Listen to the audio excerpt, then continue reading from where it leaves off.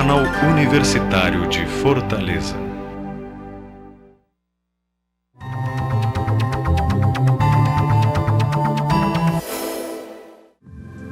O diferencial do curso de jornalismo da FGF é a qualidade e a disponibilidade de acesso.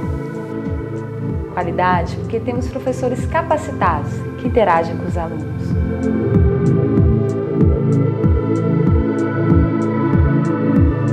Disponibilidade de acesso porque temos ao nosso alcance um canal de TV e uma web rádio com a grade de programação produzida por alunos de vários semestres, juntos com o mesmo objetivo, aprendendo na teoria e na prática essa linda profissão, que é o jornalismo.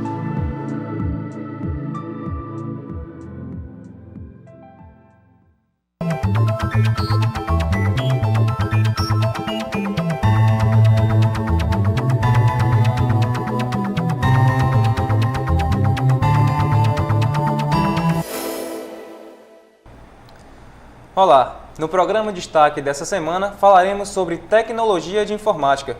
E para discutir o assunto, convidamos o engenheiro de suporte da Microsoft do Texas, Estados Unidos, e escritor do livro Certificação Cisco, Yuri Diógenes. Seja bem-vindo, Yuri, ao nosso programa. Obrigado. Para começar, eu gostaria de perguntar como foi que você iniciou a sua carreira na área de informática? Bem, na realidade, eu comecei a parte profissional mesmo na área de contabilidade, né? E na época, a maioria das atividades de contabilidade que a gente fazia com planilhas eletrônicas. E então eu comecei a utilizar muitos programas da Microsoft na época para fazer planilhas. Basicamente era esse o intuito. Só que eu comecei a tomar gosto. Nessa época eu trabalhava no CETRED, na Universidade Federal, e comecei a fazer alguns treinamentos de informática voltado para o usuário final. Com o tempo, comecei a desenvolver mais nessa área e passei a ministrar alguns treinamentos já na área de informática no próprio CETRED, na época. Na sua opinião, qual é a maior dificuldade de entrar no mercado hoje e se teve algumas experiências frustrantes, alguma coisa que aconteceu que marcou o início da sua carreira? Como foi que começou isso? Se aconteceu alguma experiência que ele chamou a atenção? Na época, hoje em dia nem tanto, mas na época o mercado ele era um pouco fechado. Então o que acontecia é que as pessoas que tinham conhecimento de informática se restringiam a não compartilhar bastante. Então às vezes a gente passava por situações de ter que pedir favores para técnicos da área na época para fazer um relatório, uma planilha, e muitas vezes por ocupação ou até mesmo por medo de compartilhar, porque existia muito essa questão de eu sei, eu não vou compartilhar. Hoje não tem muito mais disso, porque a informática está extremamente difundida, então já se tornou um instrumento de trabalho para todo mundo. Mas o fato é que essa vontade que eu tinha de fazer as coisas acontecerem e ter que precisar de outras pessoas para fazer por mim, fez com que eu tomasse gosto de estudar cada vez mais e me tornar um profissional da área para fazer realmente o que eu gostaria, que na época não tem muito a ver com o que eu faço hoje em dia, mas foi um embrião para tudo que aconteceu até hoje. Então essa acho que a principal experiência foi essa. E claro, a dificuldade maior com certeza é a velha história de para conseguir o primeiro trabalho tem que ter experiência, mas como você vai adquirir experiência se você não tem o primeiro trabalho? Então esse é um paradigma difícil de você quebrar, porque você precisa entrar no mercado, mas as empresas precisam de pessoas com experiência. Então, isso era um desafio muito grande na época. Como adquirir experiência se ninguém vai te dar o primeiro emprego, né? Hoje em dia, com os programas de bolsista, de trainee, já não acontece tanto esse tipo de problema, já diminuiu. Na época era muito mais difícil você conseguir o primeiro trabalho. Então, às vezes, você tinha que realmente começar de baixo, tá certo? Sair um pouco do foco do que você queria, para no final você adquirir experiência suficiente para submeter a uma posição na área que você deseja, certo? Eu ouvi nos bastidores, eu não sei se procede, que teve uma vez que foi um técnico na sua casa visitar para fazer suporte e parece que você não se deu bem ou não gostou do trabalho e daí então decidiu entrar realmente se empenhar nessa área, isso é verdade? Não, isso é lenda. Né? Porque na realidade acaba que surge algumas lendas, né? Assim, as histórias ficam distorcidas. De tudo que se fala, a única coisa que de fato é verdade é que eu não comecei na informática, né? Assim, o meu primeiro emprego foi como realmente office boy. Mas eu me gratifico bastante desse primeiro emprego de office boy porque eu aprendi a lidar com o público. Eu era muito tímido, né? Então, quando eu fui ser office boy, eu não conseguia chegar na frente do gerente, conversar com ele. Então, isso foi uma experiência fantástica para mim. Foi a partir dessa experiência de falar em público que eu tomei gosto de me dirigir às pessoas, de saber qual é o problema e querer ajudar a pessoa a realmente a conseguir alcançar o que ela queria. E aí foi tudo acontecendo. Mas essa questão do técnico não é uma verdade, não. Na verdade, é um boato. Certo. Você já foi aluno e professor da FGF. Eu gostaria que você falasse um pouco dessa experiência que você teve com a FGF e o que ela representou para o seu desempenho profissional. Então, foi uma experiência extremamente importante como aluno e como professor. Como aluno, por quê? Porque na época que eu entrei na FGF, fui da primeira turma, né? Assim que a faculdade foi criada, eu fui um dos primeiros alunos do curso de redes. Foi importante por quê? Porque eu tinha o conhecimento, já estava no mercado há 8 anos na época, mas eu não tinha, digamos, a titulação. E a titulação é importantíssima, tá certo? É possível que se eu não tivesse tido essa faculdade, terminado a faculdade, conseguido o certificado e tudo, eu não teria chegado aos Estados Unidos, porque um diploma, um certificado de nível superior é de extrema valia lá fora também, tá certo? Então a experiência como aluno foi uma das melhores possíveis, porque agregou bastante. Você sempre tem para aprender, então eu nunca fui para uma sala de aula achando que eu já sabia demasiadamente. Pelo contrário, eu sempre fui aberto para aprender, porque eu acho que todo mundo tem algo para te ensinar, seja essa pessoa da área técnica ou não. Então você tem que estar aberto a sugestões, você tem que estar aberto a aprender sempre. Então, eu gosto ter humildade, né? Humildade, né? Você tem que ir para a sala de aula sabendo que você tem o seu mestre, que está disposto a te ensinar, que mesmo que você saiba, você está vendo a coisa na visão dele e é sempre bom você ter esse ensinamento. E respeitar, porque o seu professor é uma pessoa que está lhe direcionando para conseguir algo importante, que é a sua certificação, a sua credencial no mercado. Como professor foi um presente, né? Assim, logo depois que eu terminei, recebi o convite na época para lecionar no curso que eu havia sido aluno. Então, para mim, isso foi uma recompensa de um trabalho, um reconhecimento, e eu fiquei sempre muito agradecido por isso. E foi muito bom, porque até o momento eu ministrava cursos de certificação Microsoft, certificação Cisco, explicando sobre determinadas tecnologias. Mas ser um professor de faculdade é uma experiência única. Lidar com pessoas de diversos níveis culturais e experiências diferentes é muito interessante. E a faculdade sempre me apoiou bastante nisso, entendeu? Então, as duas experiências foram fundamentais na minha vida profissional, sem dúvida. Você escreveu o livro Certificação Cisco. Como foi a experiência de ter escrito um livro, ter sido o primeiro a ser escrito e já ter sido tão vendido? Acho que foi um dos mais vendidos, não é verdade? Como foi essa experiência para você? O livro foi em 2001, né? Realmente foi o primeiro livro acerca desse assunto na língua portuguesa. Depois vieram outros e ele realmente nos primeiros 3 meses ele ficou no ranking de livro mais vendido na Livraria Cultura em São Paulo, esse tipo de coisa. Mas a experiência foi única, porque foi um trabalho de 9 a 10 meses escrevendo, dedicado.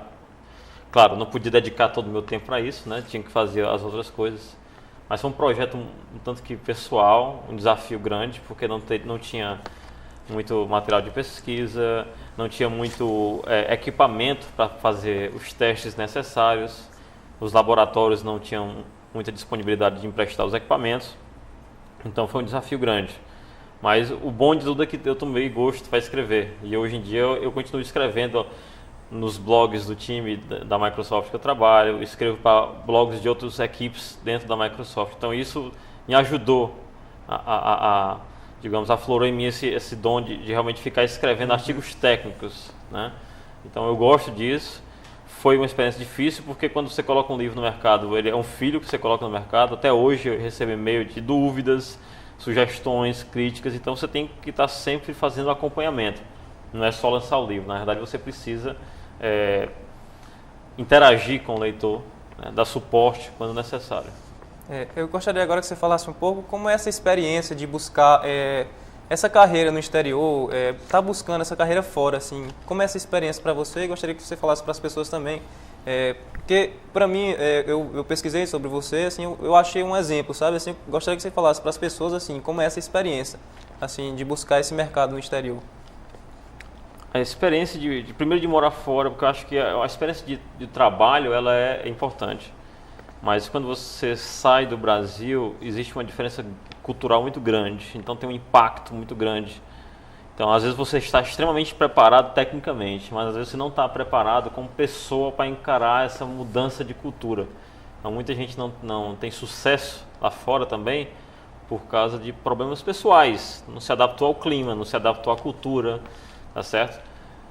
No que diz respeito à adaptação, até que minha adaptação foi tranquila, não teve... Tirando o clima, que no inverno é totalmente diferente da nossa terra aqui, né, que é quente, e cheguei lá já em dezembro de 2003 com a temperatura de -10, então foi um impacto enorme. Então, por mais que eu tivesse disposto a buscar o meu sonho de trabalhar na Microsoft, tinha todas essas questões. A questão profissional, só para complementar, eu acho que o profissional de TI no Brasil ele tem uma vantagem muito grande quando comparado aos profissionais lá de fora. Por quê? Porque ele é mais flexível, né? Tem o velho jeitinho brasileiro que, quando utilizado para o bem, né? Que muita gente utiliza para o mal, corrupção, todo esse tipo de coisa, né? Falcatruas e tudo. Mas quando utilizado para o bem, para realmente ajudar o cliente ou ajudar a empresa, o jeitinho brasileiro realmente é um ponto forte, porque você é flexível. Você não está lendo um script e a resposta não é sempre sim ou não. Sempre tem um jeito da gente buscar agradar de certa forma o cliente que está fazendo uma ligação, pedindo uma ajuda, esse tipo de coisa, tá? Então a experiência, eu diria que nós brasileiros temos uma grande vantagem no mercado lá fora, pela flexibilidade, porque aqui a gente é acostumado a trabalhar com uma infraestrutura não tão boa às vezes, né? A gente chega para trabalhar e tem uma infraestrutura de computadores que já é um pouco lenta, esse tipo de coisa, então tem toda a infraestrutura que não ajuda, e mesmo assim a gente consegue tirar água de pedra, né? Fazer um trabalho bem feito, que os nossos profissionais aqui no Brasil e em Fortaleza principalmente são de extrema qualidade, mas lá como você tem a estrutura, então você tem uma performance muito mais rápida, você tem uma performance que reflete de fato todo o talento que você tinha e não estava sendo bem utilizado porque você às vezes não tem infraestrutura para estar desempenhando bem, né, o seu papel. Então você acha que essa é a maior dificuldade, assim, a diferença do mercado aqui para o mercado lá nos Estados Unidos, no Texas? Essa parte realmente da infraestrutura, acho que é a parte onde tem mais problemas? A infraestrutura é a parte que tem mais problemas, com certeza, né? Inclusive, eu dei uma palestra terça-feira que eu falei sobre isso, que o pessoal às vezes reclama, mas a cada versão que a Microsoft lança do sistema operacional é mais pesado, o computador fica mais lento. Não é que o computador fica mais lento, é porque a gente se atrela a uma tecnologia de 3 anos atrás e acha que tem que ficar com ela a vida toda. O computador não é igual a carro, que a gente fica com o carro há 11 anos, tá certo? 10 anos.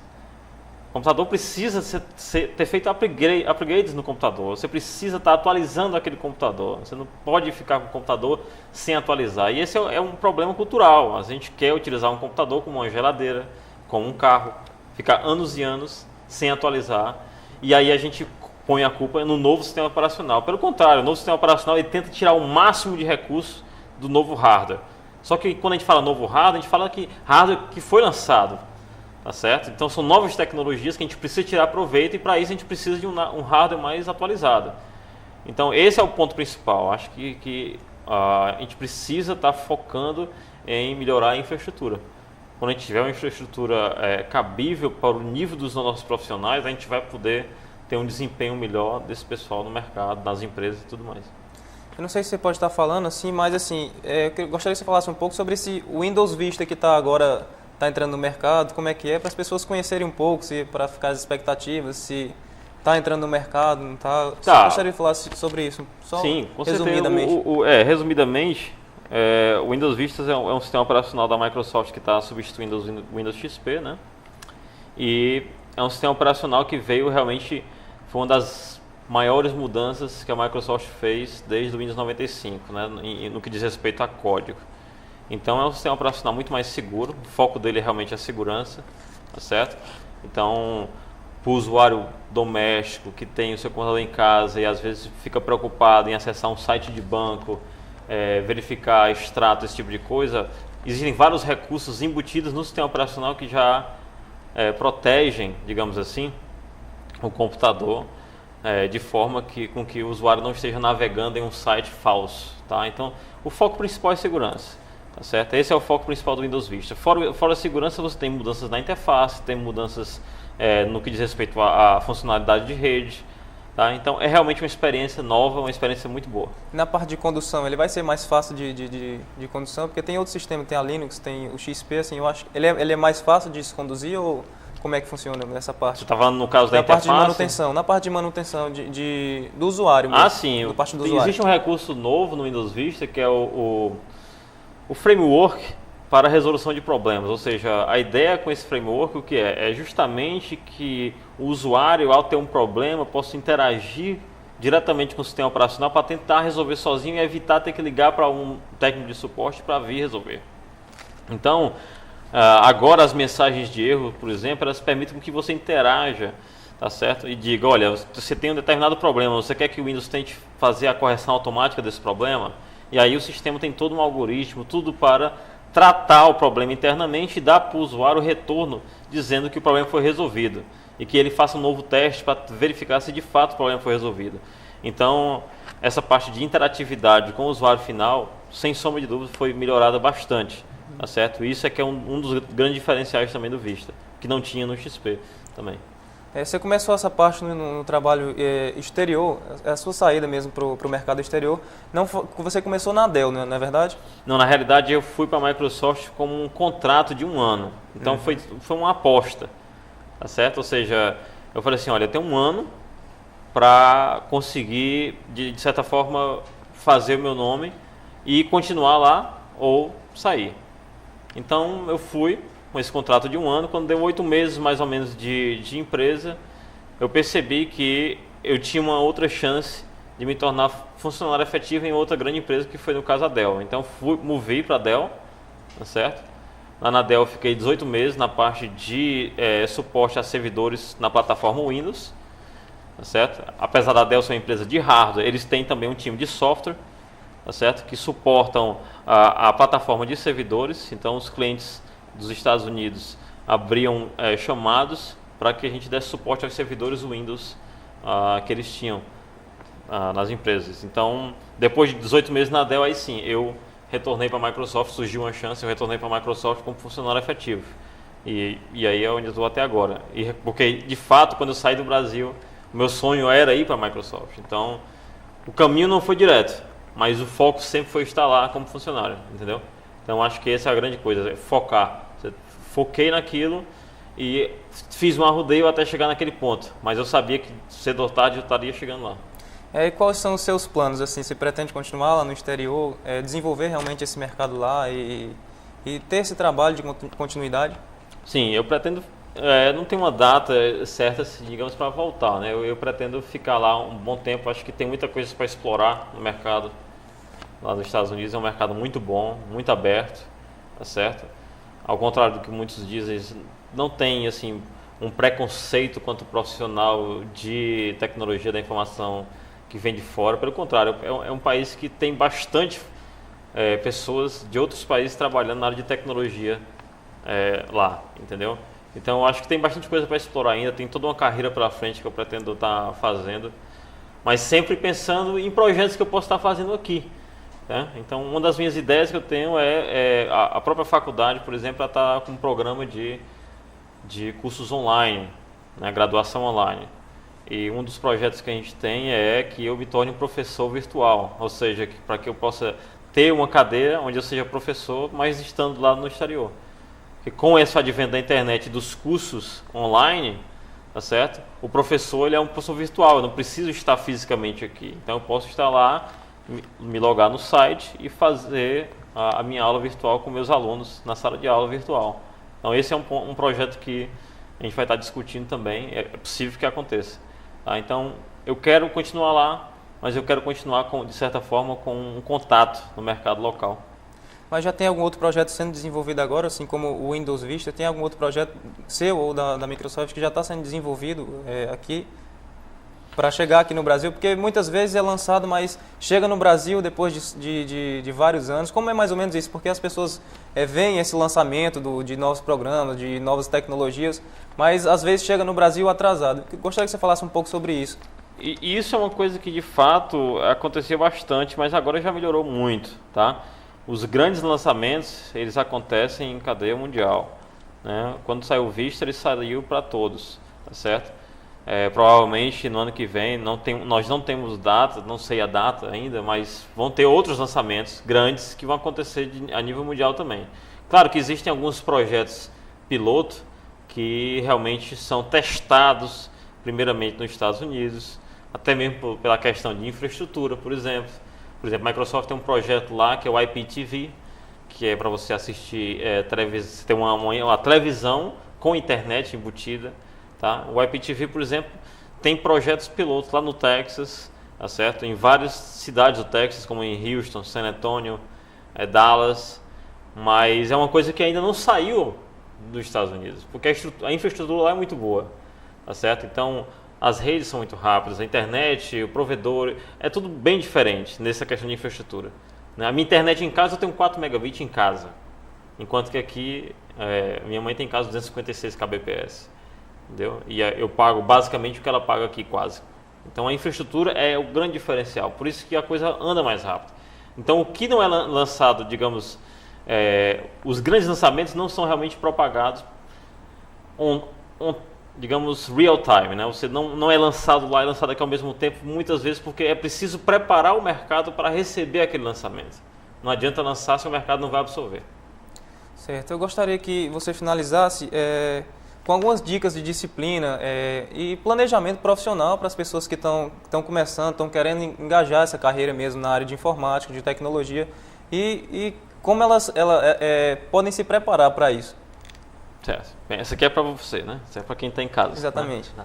Bem, a questão aqui é a seguinte, eu acho que, primeiro de tudo, eu acho que é disciplina, né? Você tem que ter um planejamento e executar esse planejamento. Né? Você precisa colocar suas próprias metas, independente de onde você trabalha, independente se a empresa está te reconhecendo ou não, se você está feliz de estar na empresa ou não, você precisa ter metas pessoais. Tá certo? Até mesmo porque se você tiver metas pessoais e cumprir essas metas, provavelmente a empresa ou ele vai lhe valorizar ao ponto de te dar uma promoção ou algo do tipo, ou você vai ter uma nova oportunidade em uma outra empresa. Então o fato é, você tem que fazer a sua parte sem se preocupar tanto no que a empresa vai te dar, porque conhecimento, estudo é uma coisa que ninguém vai tirar de você, né? E se você estudar o suficiente, tiver o seu planejamento, as suas metas e muito mais do que só estabelecer metas, é cumprir e ficar cobrando, tá certo? Se cobrando e dizendo, poxa, o que é que eu fiz nos últimos 6 meses que eu posso olhar para trás e dizer assim, eu alcancei tais e tais objetivos. Estabeleça metas semestrais, estabeleça metas anuais e cumpra essas metas. Investimento em educação é importantíssimo. Se você falar, não consegui fazer tal curso porque é muito caro, mas você conseguiu fazer uma viagem que você queria há anos, né? Isso é um ponto. Será que a viagem, de fato, vai te dar a oportunidade de crescimento que você deseja? Talvez seria melhor você ter investido no curso onde você tiraria uma certificação que te abriria mais portas e no futuro você faria essa viagem. Então você precisa realmente estabelecer metas, cumprir essas metas, planejar e ter disciplina para estar estudando sempre. Acho que esse é o principal ponto, né? Se você seguir essa pequena receita de bolo, você consegue alcançar os seus objetivos. Perseverança é outro ponto. Você não desistir facilmente. Obstáculos você vai encontrar e esses obstáculos você precisa passar. É difícil, né? Mas com humildade e perseverança acho que você consegue de fato passar essas barreiras, sem sombra de dúvida. Bom, o Yuri vai estar aqui em Fortaleza até o dia 4 de julho. Tem algum e-mail, alguma coisa que as pessoas possam se comunicar para tirar alguma dúvida, alguma coisa que possa entrar em contato? Eu vou usar meu e-mail pessoal, né? Até mesmo porque é um assunto mais pessoal aqui. É yuri.diogenes@hotmail.com, né? YURI yuridiógenes@hotmail.com. Tem também o site pessoal, que é www.yuridiogenes.com.br. E lá tem os meus artigos, tem artigos técnicos e tem links para outros artigos de outras tecnologias, de outros times também. E o que foi tratado aqui no programa, o que ele falou também sobre o livro também, ainda tem informações no site, não é verdade? Tem, no site o livro é da Axel Books, do Brasil, que é uma editora do Rio de Janeiro. Então se você for no www.axel.com.br, tem um livro lá, mas também tem no meu site um link para o livro, diretamente. Bom, o programa de destaque dessa semana foi com o engenheiro de suporte da Microsoft do Texas, dos Estados Unidos, Yuri Diógenes. Obrigado pela sua participação no nosso programa. Obrigado. O programa de destaque fica por aqui. Nós voltamos na próxima semana com mais um convidado de destaque.